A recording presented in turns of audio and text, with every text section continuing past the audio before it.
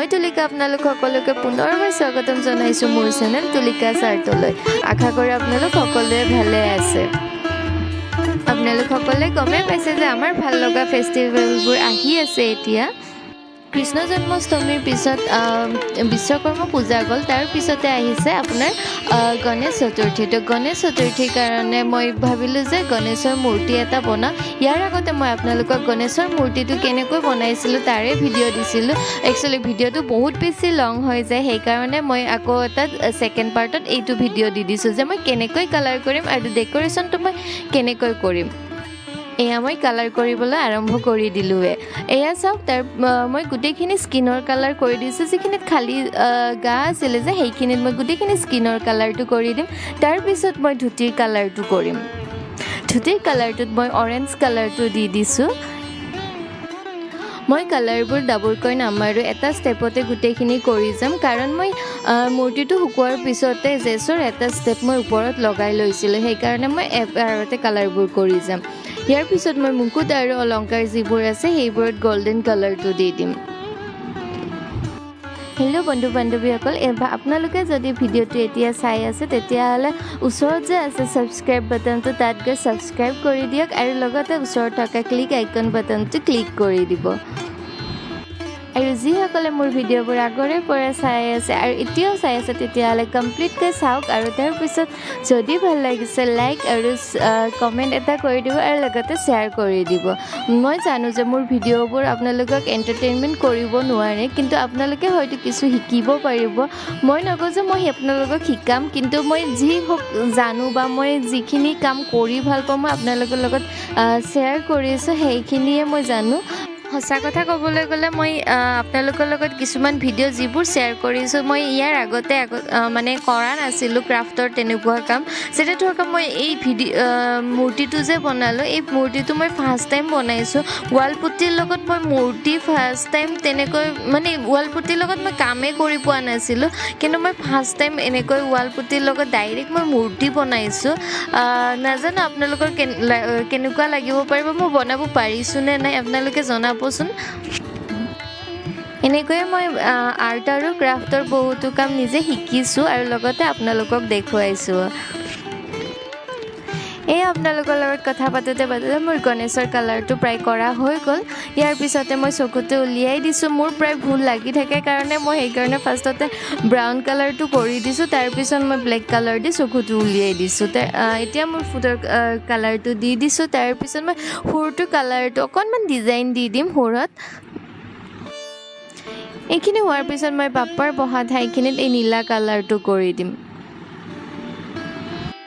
কিছু ঠাইত শ্বেডিংবোৰ দেখাৰ কাৰণে মই এনেকৈ অকণমান ডাৰ্ক কালাৰটো লৈ শ্বেডিং উলিয়াই দিছোঁ। অকণমান বেছি নহয়, এনেকৈ মই শ্বেডিংবোৰ উলিয়াই দিছোঁ। এনেকৈ মই বহা ঠাইখিনিত নীলা কালাৰটো কৰি দিছোঁ গোটেইখিনি।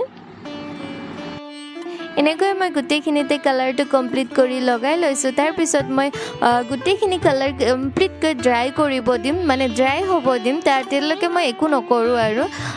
তাৰপিছতে মই বাৰ্নিছ কৰিম ওপৰত গোটেইখিনি ড্ৰাই হোৱাৰ পিছত, কাৰণ যদি মই বাৰ্নিছ নকৰোঁ হয়তো পানী পৰিলে বেয়া হোৱাৰ চান্স থাকে আৰু বাৰ্নিছ কৰিলে এটা শ্বাইনিং আহি থাকে ধুনীয়া। তো মই সেইকাৰণে গোটেইখিনি বাৰ্নিছ কৰি দিছোঁ। একদম মই বাৰ্নিছ ভৰপূৰ কৰি মানে পেলাই মেলি হ'লেও গোটেইখিনিতে কৰি লৈছোঁ, যাতে মোৰ গণেশটো বেয়া হৈ নাযায়। আৰু ফাৰ্ষ্ট টাইম বনাইছোঁ যেতিয়া এইটো সদায় স্পেচিয়েল হৈ থাকিব বাপ্পা। মোৰ তাত গণেশৰ মূৰ্তি আছে। একচুৱেলি আমাৰ ৰুমত গোটেইখিনি গণেশৰ মূৰ্তি, গণেশৰ ফটো তেনেকুৱাই লাগি আছে, কিন্তু নিজে বনোৱা তেনেকুৱা একো নাছিলে। তো ফাৰ্ষ্ট টাইম মই এনেকুৱা গণেশৰ মূৰ্তিটো বনাইছোঁ। মইতো ভাল হৈছেনে নাজানো, বাট মই বহুত বেছি হেপ্পী হয়, কাৰণ মই বহুত বেছি ভাল পাওঁ গণেশ। সেইকাৰণে মোৰ বহুত বেছি ভাল লাগিছে বনাই। তো মই বহুত বেছি এনজয় কৰিছোঁ গণেশটো বনাই থাকোঁতে। এয়া বাৰ্নিছটো কৰা হৈ গ'ল। বাৰ্নিছটো কৰা হোৱাৰ পিছত মই ভাবিলোঁ এনেকৈ ৰাখি দিওঁ নেকি, কিন্তু নহয়, অকণমান খালী মানে লাগি আছিলে। যিহেতু গণেশ চতুৰ্থী আহি আছে, তো স্পেচিয়েলি মই অকণমান ডেক'ৰেশ্যন কৰি দিছোঁ, মানে অকণমান মণি চনি কিবাকিবি লগাই দিছোঁ। এনেকৈ চেইন কিছুমানত মণি তেনেকৈ লগাই দিছোঁ, আৰু যিটো বহা জেগা আছিল যে সেইখিনিত মই হাফ বিটছৰ মণি লগাই দিছোঁ মই অকল সন্মুখৰ ছাইডখিনিয়ে ডেক'ৰেশ্যন কৰি দিছোঁ পিছ ছাইডখিনি মই তেনেকুৱা ডেক'ৰেশ্যন কৰা নাই আৰু ডেক'ৰেশ্যনটো একদম চিম্পুল কৰি দিছোঁ কিছুমান জেগাতহে মই মণি চনি এইবোৰ লগাই দিছোঁ আৰু লাষ্ট মই কৰিছোঁ যিটো সুৰ আছিল যে সেই সুৰত মই অকণমান হোৱাইট ষ্ট'ন আছিল মোৰ সেয়া লগাই দিছোঁ তাৰপিছত মই মুচক যে আছে মুচকত অকণমান মণিৰ মানে চেইন আছে চেইনটো লগাই দিছোঁ কাৰণ বাপ্পাক দিছোঁ যেতিয়া বাপ্পাৰ বাহনখনকোতো অকণমান ডেক'ৰেশ্যন কৰি দিব বহুত সৰু হোৱাৰ কাৰণেতো বিশেষ মই ডেক'ৰেশ্যন কৰিব পৰা নাই সেইটো কিন্তু তথাপিতো ওপৰত মই এটা মণি লগাই দিছোঁ এনেকৈয়ে মই মোৰ বাপ্পাৰ ডেক'ৰেশ্যনটো কমপ্লিট কৰিছোঁ আৰু আপোনালোক সকলোকে মই মোৰ ছাইডৰ পৰা গণেশ চতুৰ্থীৰ কাৰণে অশেষ শুভকামনা জনাইছোঁ আপোনালোকক সকলোকে যাতে বাপ্পাই মানে মংগল কৰে তাৰে কামনা কৰিছোঁ